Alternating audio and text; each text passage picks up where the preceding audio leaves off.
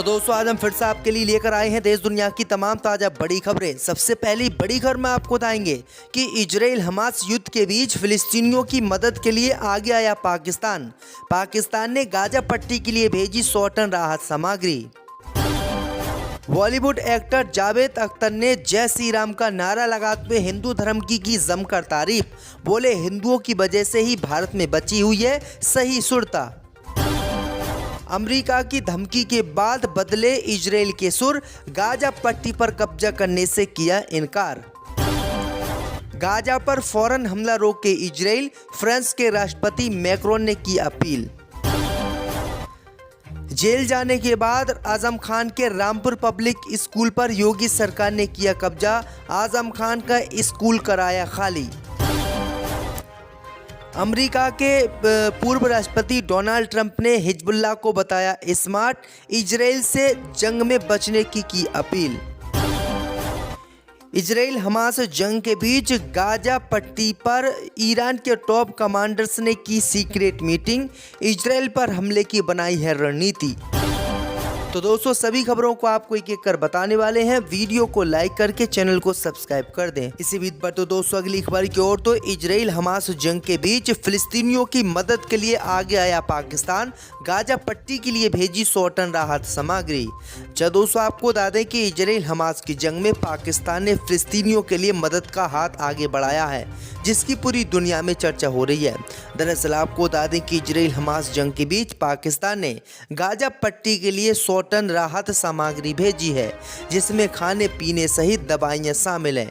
इससे पहले भारत ने भी गाजा पट्टी में राहत सामग्री भेजी थी और अब पाकिस्तान ने भी राहत सामग्री भेजी है। दरअसल आपको बता दें कि इजराइल और हमास युद्ध में पाकिस्तान फिलिस्तीनियों का साथ दे रहा है और इजराइल का उसने यूएन में भी विरोध किया है।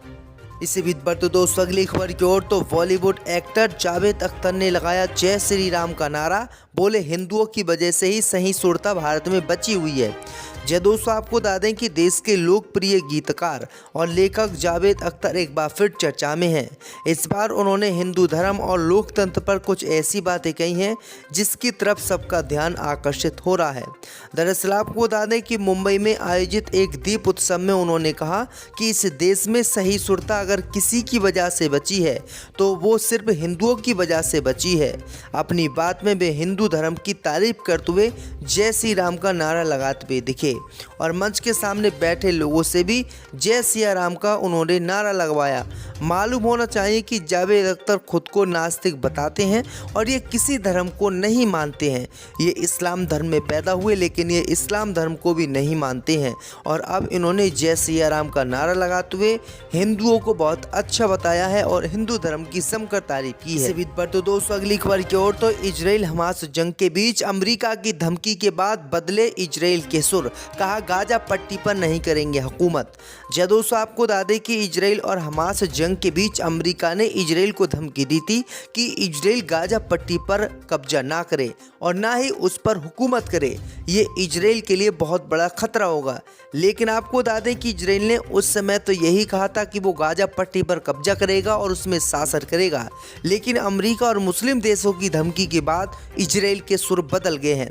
दरअसल आपको बता दें कि इजराइल के प्रधानमंत्री नेतन्याहू ने अब इसी मामले को लेकर बड़ा बयान दिया है। उन्होंने जंग में कहा है कि वह गाजा पट्टी पर कार्रवाई तो कर रहे हैं लेकिन गाजा पट्टी पर हुकूमत करने की उनकी कोई मंशा नहीं है और वो गाजा पट्टी पर हुकूमत करेंगे भी नहीं। दरअसल आपको बता दें कि इजराइल की सेना गाजा पट्टी में घुसकर लगातार बेगुनाह फिलिस्तीनियों की हत्या कर रही है, जिसका इस्लामिक देश सहित पूरी दुनिया ने विरोध किया और अब नेतन्याहू भी इस मामले को लेकर बचते हुए नजर आ रहे हैं। इसी बीच पर तो दोस्तों अगली खबर की ओर, तो गाजा पट्टी पर फौरन हमला रोके इजराइल, फ्रांस के राष्ट्रपति मैक्रोन ने की अपील। जय दोस्तों आपको बता दें कि फ्रांस के राष्ट्रपति इमैनुअल मैक्रोन ने देर रात इजराइल से गाजा पट्टी पर बमबारी बंद करने की मांग की है। इजराइल के खिलाफ बोलते हुए उन्होंने कहा कि बमबारी से कुछ भी हासिल नहीं होगा क्योंकि बमबारी से आम लोगों की जिंदगियां तबाह हो रही हैं। उन्होंने कहा है कि हम इजराइल के भले ही साथ हों लेकिन हम इजराइल से अब कह रहे हैं कि वो गाजा पट्टी पर बमबारी बंद करे और जो नागरिकों को वहाँ पर नुकसान हो रहा है उसको भी तत्काल ख़त्म करे। तो ये बड़ी अपडेट आई दोस्तों कि फ्रांस जो इस जंग में इजराइल का साथ दे रहा था लेकिन अब उसने इजराइल के खिलाफ ये बड़ा बयान दिया है। इसी बीच पर तो दोस्तों अगली खबर की ओर, तो रामपुर में आजम खान की यूनिवर्सिटी पर योगी सरकार ने किया कब्जा। जब दोस्तों आपको बता दें कि सपा नेता आजम खान के जेल जाने के बाद आजम खान के रामपुर पब्लिक स्कूल और सपा कार्यालय को योगी सरकार ने अपने कब्जे में ले लिया है।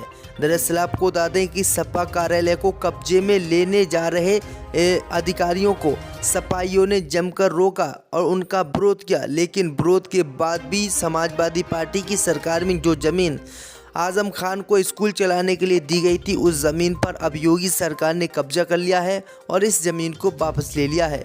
दरअसल आपको बता दें कि मुलायम सिंह यादव की सपा सरकार ने 2006 में शिक्षा विभाग की 4181 वर्ग फीट ज़मीन मोहम्मद अली जौहर यूनिवर्सिटी को 30 साल के लिए किराए पर दी थी। ज़मीन यूनिवर्सिटी के संचालन के लिए दी गई थी, लेकिन आजम खान ने यहां पर समाजवादी पार्टी का कार्यालय बनाया, बाद में यहां पर स्कूल खोल लिया और लीज की शर्तों का उल्लंघन किया, जिसके बाद बीजेपी के विधायक आकाश सक्सेना ने इसकी शिकायत योगी सरकार से की और योगी सरकार ने पूरी जानकारी हासिल करने के बाद अब इस ज़मीन को अपने कब्जे में ले लिया है। तो ये बड़ी अपडेट आई दोस्तों कि आजम खान को बड़ा झटका लगा है। आजम खान का जो रामपुर पब्लिक स्कूल था उसको भी योगी सरकार ने खाली करा दिया है। इसी बीच पर तो दोस्तों अगली खबर की ओर, तो इजराइल हमास युद्ध को रोकने की कोशिश जारी। अब सऊदी अरब के प्रिंस और अफ्रीकी नेताओं ने की अपील। जब दोस्तों आपको बता दें कि इजराइल हमास युद्ध को 1 महीना हो गया है और जंग रुकने का नाम नहीं ले रही है। इसी बीच कई देश इजराइल से बमबारी रोकने की अपील कर चुका है। फिलिस्तीन में कई आम लोगों के मारे जाने के चलते ये अपील की जा रही है। इसी बीच सऊदी अरब के क्राउन प्रिंस ने भी गाजा में युद्ध को समाप्त करने का आह्वान किया है। क्राउन प्रिंस मोहम्मद बिन सलमान ने राज्य की राजधानी में अफ्रीकी सऊदी शिखर सम्मेलन के दौरान उन्होंने कहा कि हम गाजा पट्टी पर सैन्य हमले, नागरिकों को निशाना बनाने, इजरायली कब्जे वाले अधिकारियों द्वारा अंतर्राष्ट्रीय कानून के उल्लंघन की निंदा करते हैं। उन्होंने कहा कि हम इस युद्ध और फिलिस्तीनियों के जबरन विस्थापन को रोकने की ज़रूरत पर जोर देते हैं। इसी बीच पर तो दोस्तों अगली खबर की ओर, तो अमेरिका के पूर्व राष्ट्रपति डोनाल्ड ट्रंप ने हिजबुल्लाह को बताया स्मार्ट।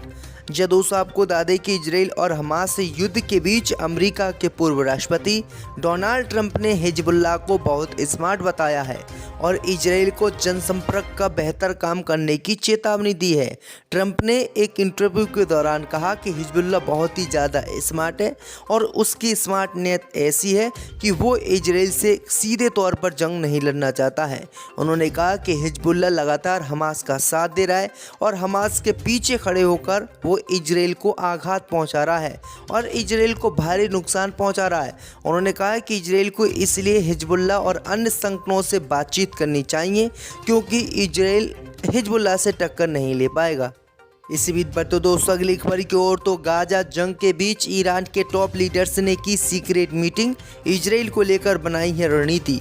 जब दोस्तों आपको बता दें कि इजराइल हमास जंग के बीच इजराइल के टॉप लीडर्स खामनोई ने सीक्रेट मीटिंग की है। इस मीटिंग के कई मायने निकाले जा रहे हैं। माना जा रहा है कि इजराइल से निपटने के लिए मीटिंग में ठोस रणनीति बनाई गई है। ईरान ने सभी समर्थक गुटों के साथ बैठक की है। बैठक में समर्थक देशों को सीधे जंग से बचने की सलाह दी गई है, साथ ही दुश्मन को चैन से नहीं बैठने देने की बात कही गई है। वहीं गाजा को ईरान और हिजबुल्लाह का समर्थन प्राप्त है और वो लगातार इजराइल पर बमबारी भी कर रहे हैं।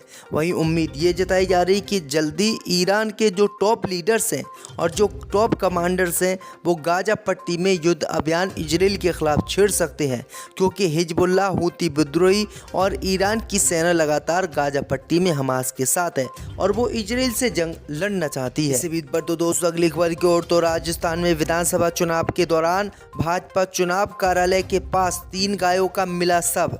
राजस्थान की राजनीति में चुनाव से पहले मचा हड़कंप। जब दोस्तों आपको बता दें कि राजस्थान में चुनावी सरगर्मी तेज हो चली है।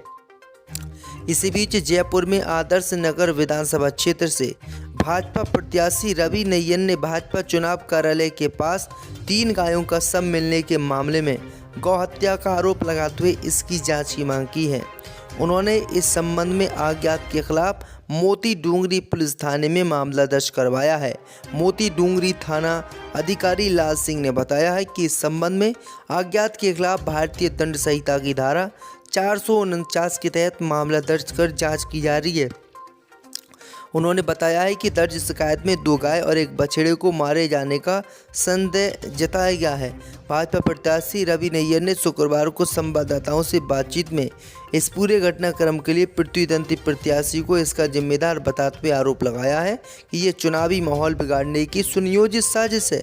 उन्होंने दावा किया है कि गोहत्या कर प्रतिद्वंदी प्रत्याशी द्वारा सांप्रदायिक सौहार्द बिगाड़ने की कोशिश की जा रही है, साथ ही सनातनियों की आस्था पर आघात किया जा रहा है।